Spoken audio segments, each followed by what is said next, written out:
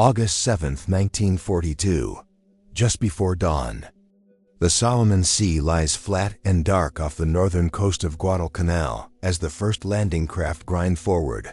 Engines choked low, metal hulls rattling beneath the boots of American Marines. The air is wet, heavy, already warm. Diesel fumes mix with salt spray. Ahead, the island is a black mass jungle piled upon jungle silent. Unreadable waiting. You are standing with the men of the 1st Marine Division. Many of them barely months removed from stateside training camps. Private First Class John Basilone grips the side of the Higgins boat, knuckles white, his bar wedged between his knees. Around him, faces are pale, jaws tight. No one speaks. Somewhere overhead, naval guns rumble, flashes briefly illuminating the clouds as U.S. cruisers and destroyers pound the shoreline. Each concussion rolls across the water like distant thunder, promising safety or announcing their arrival. The ramps drop, boots hit the surf. Water up to the waist. Rifles held high. The men surge forward, expecting machine gun fire, expecting death. But there is nothing. No bullets. No shouts. Only the hiss of the jungle and the pounding of their own hearts. Guadalcanal does not greet them with resistance. It watches. Within minutes, the Marines push inland, spreading out across beaches codenamed Red, Green, and Blue. Palm trees sway lazily above them. Crabs scatter. The sand is littered with abandoned tools, fuel drums, half-dug revetments. Intelligence had warned of Japanese fortifications. What they find instead is absence. The enemy has withdrawn into the interior, leaving behind a half-finished airstrip carved out of the jungle Henderson Field. Though it will not be called that yet. By mid-morning, Colonel Merritt Red Mike Edson moves through the perimeter, barking orders, redirecting squads. The sun climbs higher, and with it comes the heat. Helmets become ovens. Sweat soaks through utilities, turning khaki dark and heavy. Mosquitoes swarm relentlessly, crawling into ears, eyes, mouths. The men swat and curse, already exhausted, already learning that this island will fight them whether the Japanese do or not. Seabees and Marines begin work on the airfield almost immediately. Picks strike coral and dirt. Bulldozers cough black smoke as they push back the jungle. Every movement feels exposed. Eyes scan the tree line constantly. Rifles are never set down. Somewhere out there, they know, the Imperial Japanese Army is watching, counting, waiting. As night falls, the jungle comes alive. Insects scream. Birds shriek. The darkness is absolute beneath the canopy. Marines dig shallow foxholes, scraping at stubborn earth with entrenching tools, piling dirt between themselves and the unknown. Orders pass in whispers. Cigarettes are banned. Even a spark could draw fire. Men lie awake, fingers on triggers, listening to footsteps that may or may not be real. Shortly after midnight, flares bloom overhead, turning the world ghost white. Shadows leap across the trees. Someone fires. Then another. The jungle answers with echoes that sound like movement, like voices, like whispers. It is impossible to tell. Every sound is magnified. Every rustle becomes a threat, but the attack does not come. Not yet. At sea, the situation is already turning dangerous. Admiral Frank Jack Fletcher, commanding the carrier task force, worries about Japanese air attacks. Fuel is low. Losses could be catastrophic. Within 48 hours, the carriers will withdraw, leaving the Marines ashore with limited supplies, no air cover, and no clear idea of when or if reinforcements will arrive. The men on the beach do not know this yet. They only know that the jungle is closing in. On August 8th, patrols push deeper inland. They move slowly, hacking through vines and broad leaves, rifles raised, bayonets fixed. The humidity is crushing. Canteens empty quickly. Dysentery begins to spread. Feet rot inside wet boots. Rations are short. Often just cold beans or hard biscuits eaten in silence. And then, finally, the enemy shows himself. A Japanese patrol stumbles into Marine lines near the Tenaru River. Shots crack through the trees. A brief, violent exchange. Bodies fall. The Marines recover documents, maps, personal items, proof that the Japanese are here in force, not fleeing, not defeated. This island is not an outpost. It is a battleground. As night returns, the men brace themselves again. Foxholes deepened. Fields of fire rehearsed in whispers. Somewhere beyond the river, Japanese soldiers of the Ichiki detachment are assembling, fixing bayonets, preparing to attack. They believe the Americans are weak, untested, unworthy. The jungle holds its breath. August 21st, 1942, just after midnight. Along the eastern edge of the Marine perimeter, the Tenaru River, little more than a sandbar and shallow creek, glimmers faintly beneath the moonlight. The air is thick, unmoving. Sweat runs into eyes. Weapons are slick in waiting hands. Marines of the 2nd Battalion, 1st Marines, crouch in foxholes scraped into coral and dirt.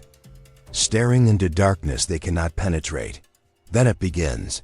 A sudden shout in Japanese splits the night, followed by the sharp crack of rifle fire. Flares burst overhead, bathing the riverbank in harsh white light.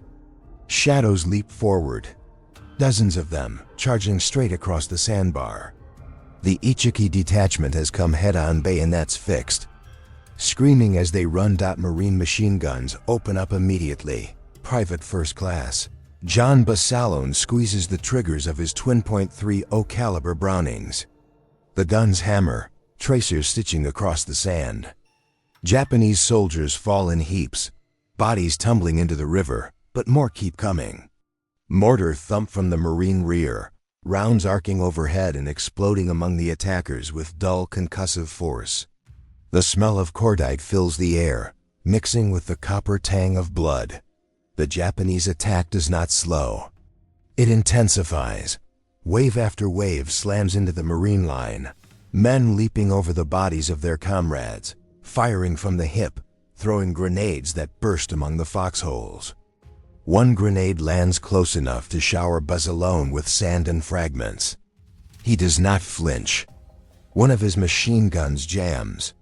He clears it under fire, hands moving automatically.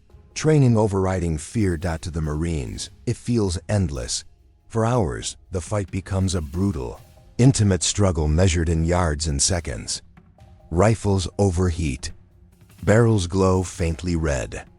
Marines shout warnings, call for ammo, curse, pray. Japanese soldiers reach the wire and die tangled in it, shot at point-blank range. Some crawl forward even after being hit, dragging themselves closer until a final bullet stops them. By dawn, the sandbar is carpeted with bodies. As the sun rises, revealing the full scale of the carnage. Lieutenant Colonel Edwin Pollock orders a counterattack. Marine light tanks roll forward, their tracks grinding over coral and flesh alike. Machine guns rake the jungle edge. Survivors of the Ichiki detachment attempt to retreat, only to be cut down by fire from all sides. By mid-morning, the battle is over. Nearly the entire Japanese force has been annihilated. For the Marines, the victory is sobering rather than triumphant. They walk among the dead, searching for intelligence, stepping carefully around bodies frozen in unnatural positions. The smell is overwhelming. Flies gather instantly. The realization settles in quietly. This was only the beginning. Word spreads quickly through the perimeter. The Japanese will attack. They will attack at night. And they will not stop. Days later, Henderson Field becomes operational. Grimy Marine and Navy pilots fly in under fire, landing on the rough coral strip with barely enough room to stop. They name themselves the Cactus Air Force after the island's code name. Every aircraft is precious. Every sortie is a gamble. Pilots sleep beside their planes, revolvers under pillows. ready to scramble at a moment's notice. The Japanese respond immediately. Bombers roar overhead almost daily, dropping sticks of bombs that churn the airfield into dust and flame. Marines dive for cover, pressing themselves into the earth as explosions march across the strip. Between raids, Seabees and ground crews rush out, filling craters, dragging wreckage aside, getting the field operational again before the next attack comes. At night, the Tokyo Express arrives. Japanese destroyers slip down the slot under cover of darkness, unloading troops, artillery, and supplies before dawn forces them to withdraw. The thunder of naval gunfire echoes inland. Marines count the flashes from the coast, knowing each one means more enemy soldiers entering the jungle around them. By early September, the perimeter tightens. Food grows scarce. Malaria spreads. Men shake uncontrollably with fever, teeth chattering even in the tropical heat. Medical supplies are limited. Evacuation is rare. Most simply endure. The jungle becomes an enemy of its own. Rain turns foxholes into pits of mud and filth. Leeches cling to legs and backs. Fungal infections rot skin. The constant damp eats at weapons and nerves alike.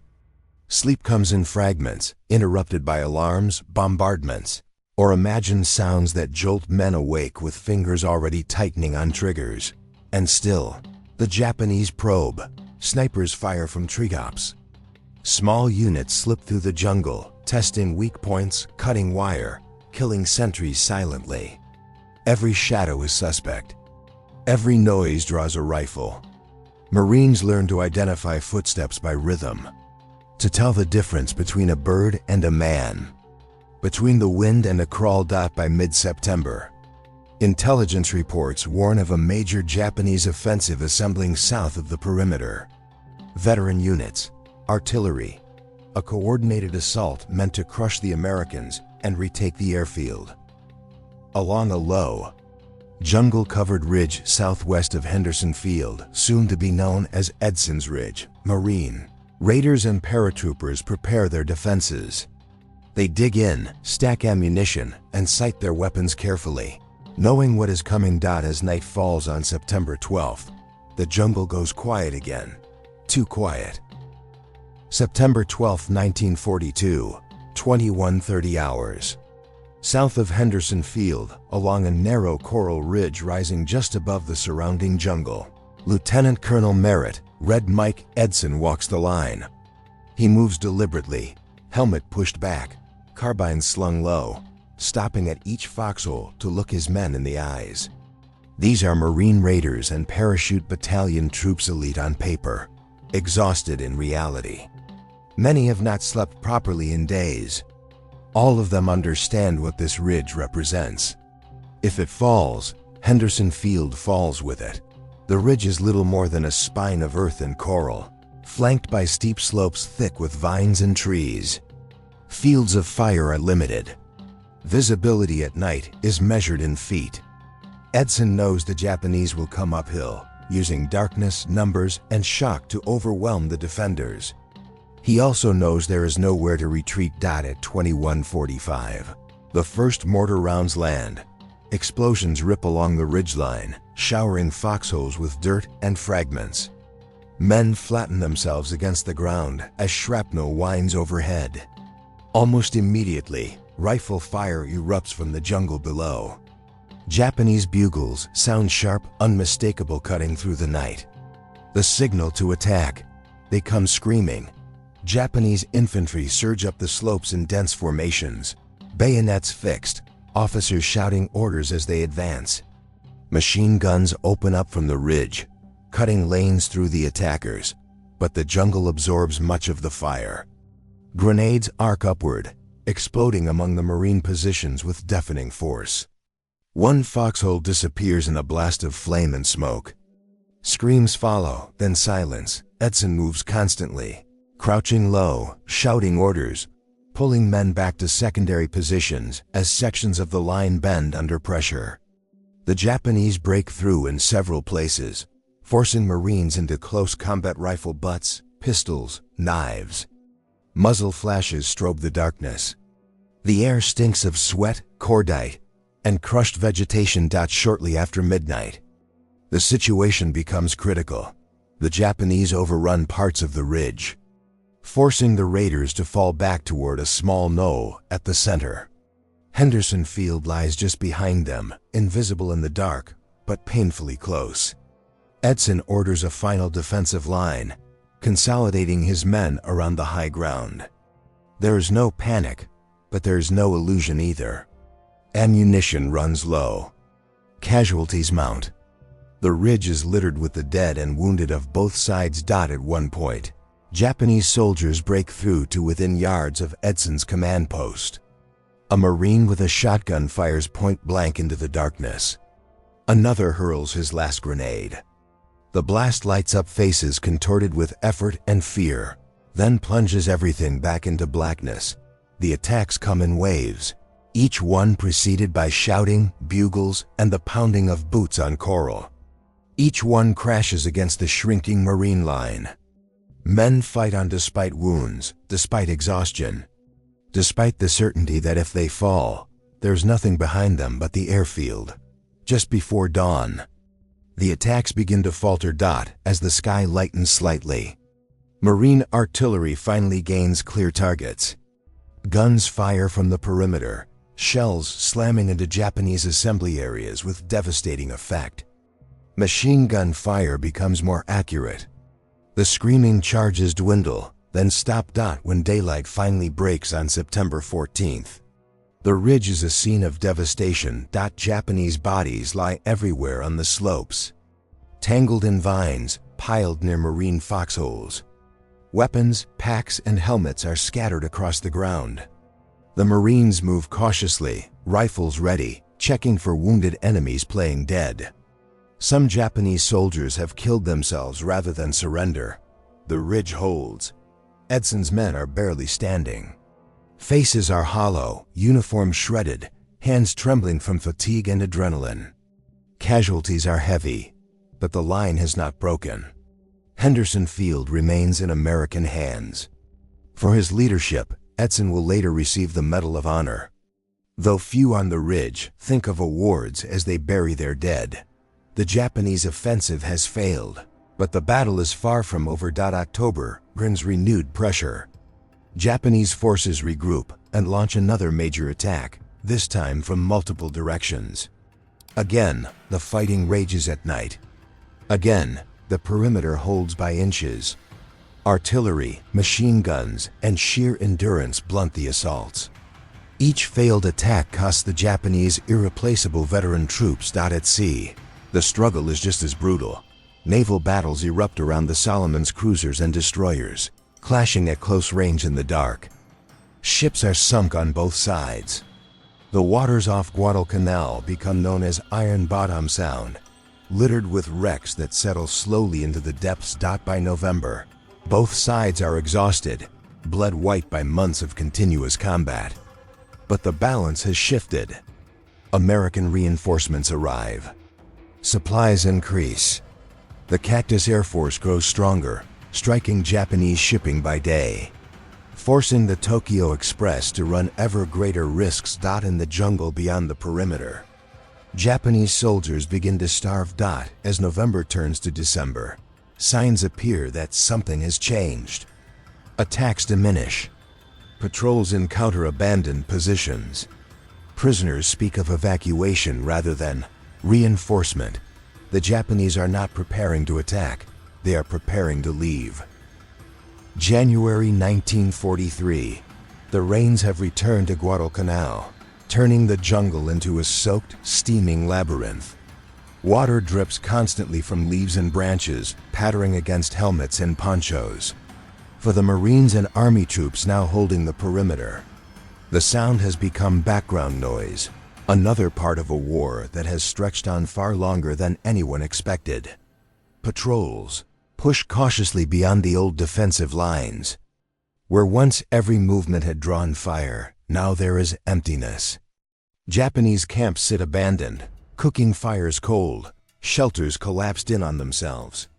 Scattered equipment lies where it was dropped: helmets, ammunition pouches, medical kits never used. In some places, the dead remain unburied, claimed by the jungle. The realization spreads slowly. Then all at once, the Japanese are withdrawing. The operation is precise, disciplined, and conducted almost entirely at night. Japanese destroyers return to the waters off Guadalcanal, not to reinforce, but to extract what remains of their army. Under cover of darkness and rain squalls, small units slip through the jungle toward the coast, avoiding contact whenever possible. They are skeletal now, weakened by disease and hunger, uniforms hanging loose on emaciated frames. American commanders are cautious.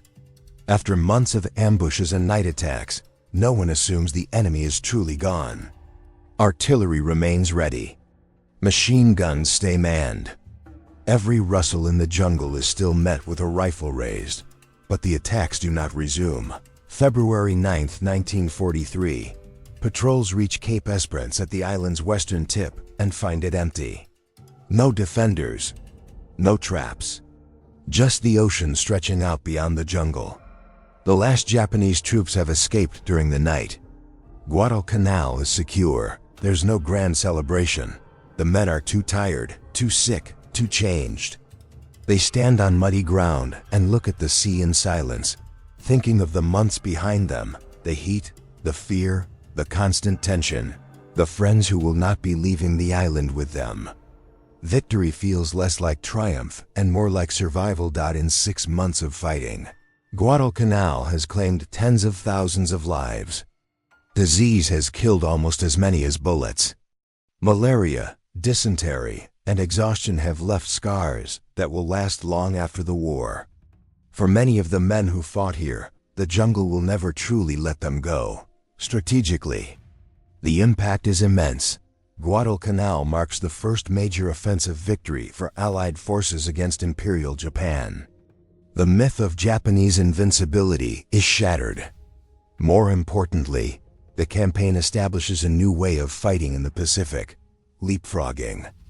Instead of assaulting every fortified island, American forces will seize key positions, airfields, harbors, cutting off Japanese strongholds and leaving them to wither in isolation.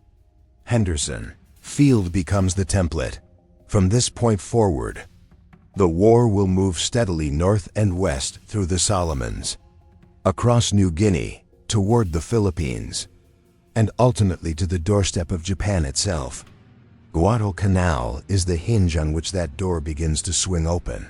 For the men who endured it, the lessons are brutally clear. Jungle warfare is a test of endurance as much as firepower. Supply lines matter, airfields matter, and morale, fragile, invisible, but decisive, can determine the fate of armies. As transports arrive to carry survivors off the island, many look back one last time at the green wall of jungle receding into the distance. From the sea, Guadalcanal looks almost peaceful, a place of palm trees and mountains rising out of mist. Nothing about it reveals what it took from those who fought there. The leapfrog strategy will carry the war forward, island by island, closer to Japan. But it begins here, in the mud and heat and darkness of Guadalcanal, where inexperienced troops learned, at terrible cost, how to